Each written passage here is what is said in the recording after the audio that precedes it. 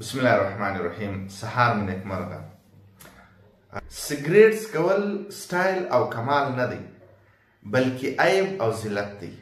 موږ تاسې که په یاد دي زموږ پر کتابو باندې به لیکلي وه نه، A sound mind is in a sound body.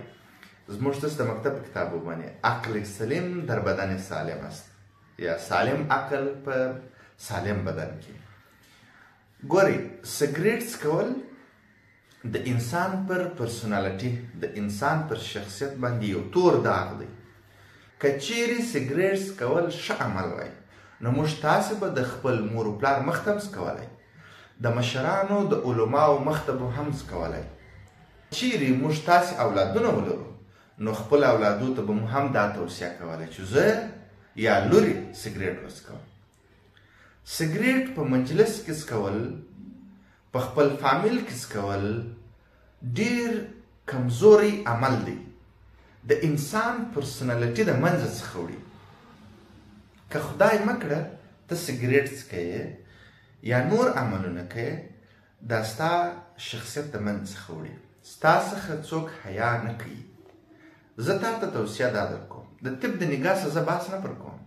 که چیرې تاسو پر دې باندې څېړنه وکړئ، پر دغه عمل باندې د ورځې په زرهاو په لکهاو انسانان د دې څخه متضرره کیږي او مري. یو سیګریټ 25 روپۍ قیمت لري. که ته د ورځې 4 سیګریټ وڅکې 100 افغانۍ یا 100 روپۍ کیږي. 100 افغانۍ یا 100 روپۍ ته راولاړ شه، په خپل ځان باندې مصرف کړه. که مجرده ښه شامپو ځان ته رانیسه، ښه صابون ځان ته رانیسه، ښه کالي ځان ته رانیسه، ښه ساعت ځان ته رانیسه، ښه بوټان ځان ته رانیسه، ښه ښایسته سټایل وکړه. خدای تعالی ښایسته ځواني درکړې، ښایسته صحت یې درکړی، ولې یې دربدره کوې؟ ولې خپل عقل ته تاوان رسوې؟ ولې خپل دماغ بدن ته تاوان رسوې؟ ټولنې تاوان خو لا څه کوې؟ او بیا چې کله ته مجلس ته ولاړ سې پاک صفا خوا پاک، یا چې ته مسجد ته ولاړ سې پاک صفا خوا پاک، ستا پر صحت، ستا پر شخصیت باندې ډېر مثبت تاثیر لري. کلي ځوانان، ماشومان، سپین ږیري ستا څخه متاثره کېږي. پلانکی څنګه ښه خواپاکی دی، پلانکی څنګه ښه سړی دی، پلانکی مسجد ته راځي. یا دغه پیسې دا چې که دې په ځان مصرف کړې، که دې په خوراک مصرف کړلې، که دې په څښاک مصرف کړې، ته به پاک صفا یې. که چیرې ته اولادونه ولرې، واده دې کړي، دا 100 افغانۍ د ورځې سره واخله، په خپل اولادو باندې دغه په څښاک، دغه په خوراک، دغه په پوشاک باندې مصرف کړه.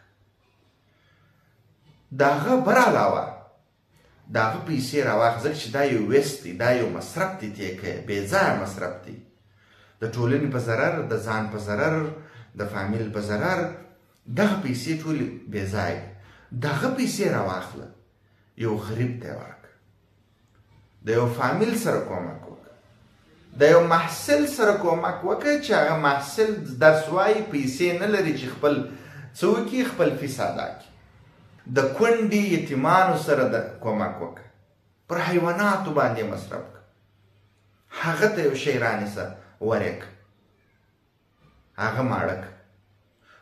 په سلهاو نورې ښې لارې شته چې کله ته سیګریټ پرېږدې، هغه پیسې، دغه بس پیسې به څه وکړې؟ دا به د ځان ته د آخرت کښت کې، د ښو اعمالو کښت به کې، بیا بیریبې او د دغه ثمره به خورې. په مسجد کې مصرف کړه، په مکتب کې مصرف کړه، په پوهنتون کې مصرف کړه. خلک ضرورتونه لري، ډېر ضرورتونه په ټولنې خلک لري. ووایه که چې هغه دغه 100 روپۍ چې دغه مې پوسه پوره ده، د ورځې زما مصرف بې ځایه واخه دا کېږي، د میاشتې 3000 روپۍ کېږي.